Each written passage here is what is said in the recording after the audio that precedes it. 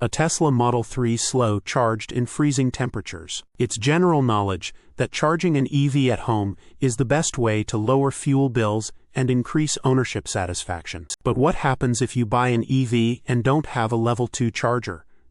Typically, new EVs come with a level 1 charger in the trunk, which can be handy in emergencies. But you really shouldn't rely on one as the main source of power for an EV. Throw in some freezing temperatures, and you'll have a very bad time. The frozen Tesla showcases just how bad winter charging can be if you only have level 1 access. As a reminder, a level 1 charger is typically plugged into a 110-volt outlet and can draw a maximum of around 15 amps, leading to charging speeds of approximately 1 to 2 kilowatts. If the car's battery pack has 70 kilowatt-hours, it could take up to 80 hours to get a full charge. That's an extremely long time. In the video, a facelifted Tesla Model 3 long-range all-wheel drive was parked outside through a freezing Canadian night, with temperatures dropping to 15 degrees Fahrenheit 26 Celsius. During this time, it was plugged into a level 1 charger to try and increase the state of charge. The Tesla remained outside for 14 hours,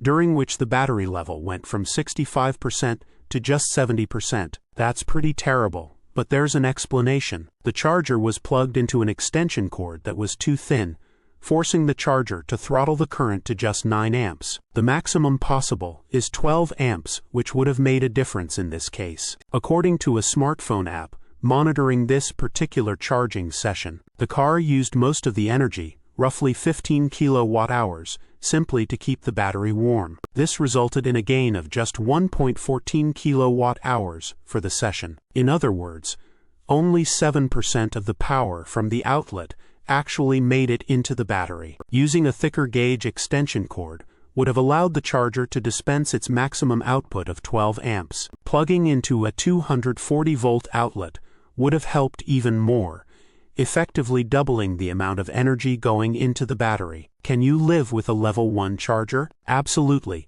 but there's additional planning involved, which may not suit everyone. Source: reposted and summarized from @insideevs.